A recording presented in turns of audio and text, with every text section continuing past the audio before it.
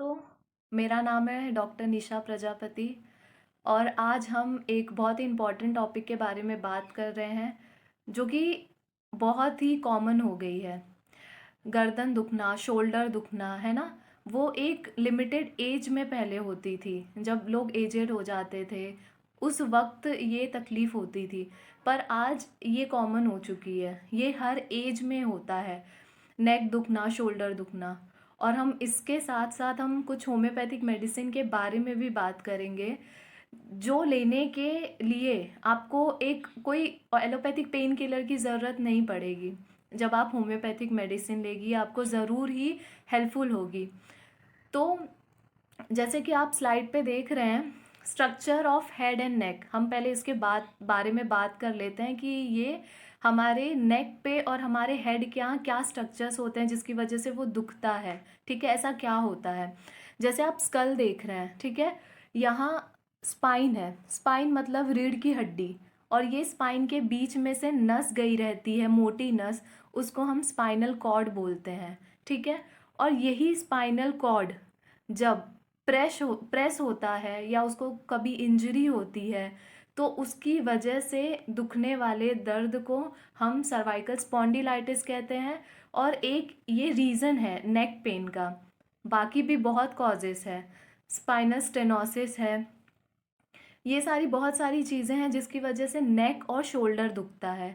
ठीक है, तो अभी हम बात करते हैं कि ऐसा क्या होता है कि हमारे गर्दन में दुखता है, हमारे शोल्डर तक होता है। तो जब ये नस जो है ये कंटिन्यू हमारे नेक से लेके हमारे पूरे बॉडी तक सर्कुलेट रहती है, और ये जो वर्टिब्रा है, जो हम रीढ़ की हड्डी बोलते हैं, वो हमारे गर्दन से लेके हमारे पीठ कमर तक पूरा रहता है।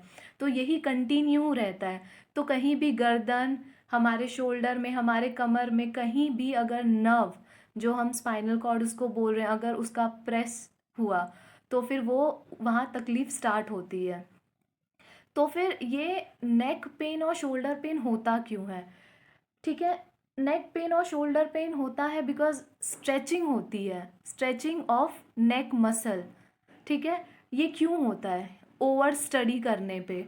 जैसे आप पिक्चर में देख सकते हैं, कंटिन्यू कोई भी गैजेट्स यूज़ करने से, फ़ोन ही नहीं है, अगर हम ओवर स्टडी करें, अगर हम कुछ भी ऐसा काम करें जिसमें हमारा गर्दन कंटिन्यू एक ही पोजीशन पे रहेगा, ना ही मूव करेगा ना ही कुछ, उसकी वजह से नॉर्मल स्ट्रक्चर जो रहता है हमारे वर्टिब्रा का, उसमें चेंजेस आते हैं। ठीक है, तो उसकी वजह से ही कुछ टाइम के लिए वो हमारे यहाँ फिर गर्दन के यहाँ दुखने लगता है। कोई भी एक सिंगल पार्ट को जब हम ज़्यादा प्रेशर देते हैं, उस पे ही फोकस कंसंट्रेट करके उसी पे काम करते हैं, तो वो फिर वो दुखता है, जो रीज़न है हमारा नेक पेन का। ठीक है, तो और दूसरा रीज़न है कंटिन्यू ऊपर करके, कंटिन्यू ऊपर सर करके, या कंटिन्यू नीचे झुक के जैसे पढ़ाई करते हैं, या कंटिन्यू ऊपर, उसकी वजह से स्प्रेन और स्ट्रेन होता है, खिंचाव होता है। जैसे मैंने आपको बताया, ये जो स्पाइनल कॉर्ड है, ठीक है, इसका ही खिंचाव होता है। ये जब खिंचाव होगा और ये बहुत टाइम तक होगा, हम पढ़ेंगे, हम वीडियो गेम खेलेंगे, हम कुछ मूवी देखेंगे, हम कुछ ऐसा काम करेंगे जो कि थोड़े टाइम के लिए नहीं, कुछ ज़्यादा टाइम के लिए रहेगा, और वही मसल पे प्रेशर जाता है, जिसकी वजह से हमारे जो गर्दन के यहाँ का जो नर्व्स रहता है उस पे अफेक्ट करता है। तो हमारा आज मेन इम्पॉर्टेंट टॉपिक है सर्वाइकल स्पॉन्डिलाइटिस। नेक पेन का एक कॉज है ये, और बाकी के कॉजेस है, एक्सीडेंट की वजह से भी प्रॉब्लम होता है, डिस्क बल्जिंग की वजह से भी प्रॉब्लम होता है। ठीक है, तो अभी देखिए, मैंने आपको पिक्चर में दिखाया था, ये रीढ़ की हड्डी है, और बीच में से आप जो येलो कलर का देख रहे हैं, इसमें छोटे छोटे फैसेट्स जा रहे हैं, वो हमारा स्पाइनल कॉर्ड है। और ये रीढ़ की हड्डी के बीच में आप ब्लू कलर का जो देख रहे हैं, वो हमारा डिस्क है। डिस्क, डिस्क मतलब एक गादी होती है जो दो हड्डी के बीच में रहता है।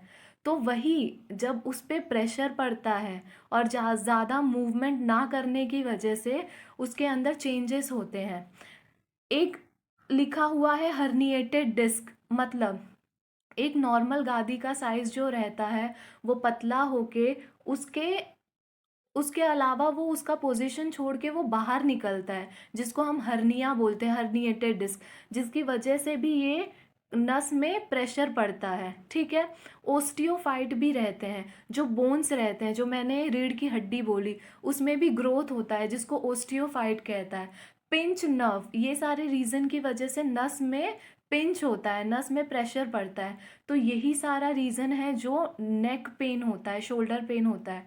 तो आज हमारा मेन टॉपिक है सर्वाइकल स्पॉन्डिलाइटिस, जो कि मैंने आपको बताया ये गर्दन से लेके वो जो स्पाइनल कॉर्ड है, ये पूरे हमारे शोल्डर तक, हमारे बैक तक पूरा फैला हुआ है। तो जब हमारे नेक पे कहीं भी प्रेशर होता है नस का, तो वो हमारे शोल्डर तक भी रेडिएट होता है और वो आर्म्स तक जाते हैं, फिंगर्स तक जाते हैं, ठीक है। तो अभी ये सब तो होता है, अभी इसके कौन कौन से सिम्टम होते हैं। मैंने जैसे ही बताया, आपको स्टिफनेस होगा, आपको जब आप मूव करोगे तो आपकी गर्दन बहुत दुखेगी, अकड़न होगा, जकड़न होगा, आप फ्लेक्सिबिलिटी नहीं होगी, मूव ज़्यादा नहीं कर पाओगे पहले के जैसे, है ना। एक भी पोजीशन पे ज़्यादा टाइम तक आप नहीं रह पाओगे, और वो दर्द आपके गर्दन से होते हुए आपके हाथों पे जाएगा, आपके फिंगर्स पे जाएगा, और वो अगर ज़्यादा टाइम तक रहा तो वो नस में सुन्नपन, मतलब नमनेस होगा, टिंगलिंग होगा, और एक झुनझुनी जैसा, ठीक है, वो होने लगेगा आपको। तो हम होम्योपैथिक मेडिसिन के बारे में बात करेंगे। फ्रेंड्स, होम्योपैथिक मेडिसिन बहुत ही यूज़फुल है ये सारी चीज़ों में। Pain killer for a time being के लिए आपको रिलीफ देगा, पर होम्योपैथिक मेडिसिन जो है वो ना ही आपका पेन कम करेगा, बट उसके साथ साथ भी अगर वो आपकी नस जो दबी है उसको भी खोलने की कोशिश करेगा, या रीढ़ की हड्डी जो बढ़ी है उसको भी डिज़ोल्व करने की हेल्प करता है। तो होम्योपैथिक मेडिसिन में इसका बहुत ही स्कोप है। तो सबसे पहली मेडिसिन है, स्लाइड पे आप देख रहे हैं, ब्रायोनिया अल्बा। ये टॉप मोस्ट मेडिसिन है पेन किलर के, इसे हम होम्योपैथिक पेन किलर भी बोलते हैं। अब ब्रायोनिया अल्बा ऐसे ही पेशेंट को देना चाहिए जिसमें गर्दन तो दुख रहा है और शोल्डर भी दुख रहा है, सब कुछ दुख रहा है, लेकिन ये कब दुख रहा है, ये जब कुछ मूवमेंट कर रहे हैं, जब कुछ काम कर रहे हैं, जब अपने गर्दन को हिला रहे हैं, है ना, मूवमेंट उसमें हो रही है, उसमें हलचल हो रही है, तब वो दुखना जो है वो बढ़ जाता है, ठीक है। और जब कुछ मूवमेंट नहीं है, आराम कर रहा है वो पर्सन, कुछ काम नहीं कर रहा है, तो उसका वो जो दुखना रहेगा, वो पेन रहेगा, वो एकदम रिलीफ रहेगा। तो ये ब्रायोनिया अल्बा की तकलीफ़ें काम करने से बढ़ जाती है और आराम करने से राहत मिलती है। तो जब भी ऐसे नेक पेन हो, शोल्डर पेन हो, और अगर ऐसे सिम्टम मिले तो ब्रायोनिया अल्बा बहुत ही यूज़फुल है। दूसरी मेडिसिन की हम बात करें, रश टॉक्स। ये ब्रायोनिया अल्बा का एकदम अपोजिट है, ये भी top most pain killer medicine मानी जाती है। ये रस्टॉक्स में क्या होता है, ब्रायोनिया से एकदम अपोजिट है। ये रस्टॉक्स में आराम करने से बिल्कुल रिलीफ नहीं मिलता, इसमें मूवमेंट करने से रिलीफ मिलता है। इसका जब गर्दन दुख रहा हो, शोल्डर दुख रहा हो, तब इसको ये जितना भी मूवमेंट किया उसको आराम मिलता है, और अगर इसने रेस्ट किया तो इसका जो तकलीफ़ है वो बढ़ जाता है।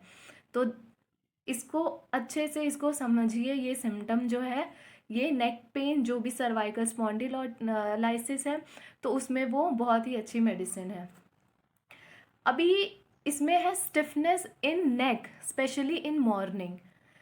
स्पेशली इन मॉर्निंग, जब हम सुबह उठते हैं, उठते ही समय हमको अकड़न सी, हमको स्टिफनेस, ऐसा लगता है कि हम मूव नहीं कर पा रहे, एकदम जैसे कुछ जकड़ गया है, स्पेशली इन मॉर्निंग, सिर्फ अगर सुबह हो। तो इसके लिए 3 मेडिसिन है। सबसे पहले सिमिसिफ्यूगा है, दूसरा गोइकम है, और तीसरा काल्मिया लेटिफोलिया है। ये तीनों मेडिसिन स्पेशली तब असरकारी है जब भी सिर्फ जकड़न हो सुबह उठने के बाद।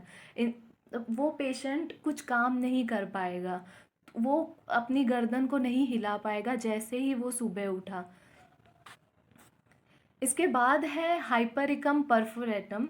हाइपरिकम जो मेडिसिन है वो उधर नर्व इंजरी के वजह से, अगर ये नर्व इंजरी हो गई है, ठीक है, नर्व इंजरी कैसे होती है, अगर वो गिर गया, एक्सीडेंट हो गया और कहते हैं ना नस दब गया है, तो उसकी वजह से नेक में दर्द हो रहा है। कभी कभी एक्सीडेंट होने की वजह से गर्दन अकड़ जाती है। ये सब में नर्व अगर उधर इन्वॉल्व है तो हाइपरिकम बहुत अच्छी मेडिसिन है नर्व कंप्रेशन की, तो ये मेडिसिन ज़रूर ही कारगर होती है। अभी है ये स्पाइजेलिया मेडिसिन। स्पाइजेलिया मेडिसिन का खास बात ये है कि जब ये नेक दुखेगा इसके साथ साथ सर भी दुखेगा, पर सर हमेशा लेफ्ट साइड का दुखेगा, हाफ दुखेगा, जो कि माइग्रेन के भी एक सिम्टम आते हैं। तो माइग्रेन हो या सर्वाइकल स्पॉन्डिलाइटिस के सिम्टम हो, अगर कभी भी वो लेफ्ट साइड का पार्ट दुखता है, और स्पाइजेलिया में पिक्यूलियर है, ये पीछे से स्टार्ट होता है, ऑक्सीपुटल रीजन से स्टार्ट होके ये फ्रंटल हेडेक होगा और ये लेफ्ट आईब्रो के यहाँ पेन सेटल होता है। तो अगर कोई भी बोले कि उसका नेक पेन के साथ साथ से हेडेक होता है और जो कि पीछे से स्टार्ट होके आईब्रो के यहाँ सेटल होता है, तो स्पाइजेलिया उसकी बहुत ही अच्छी मेडिसिन है। उसमें सारे सिम्टम तो रहेंगे पर हेडेक के सिम्टम लेफ्ट साइड में रहेंगे और आइस के यहाँ सेटल होगा। नेक्स्ट है इंजरी कॉजेज सर्वाइकल स्पॉन्डिलाइटिस।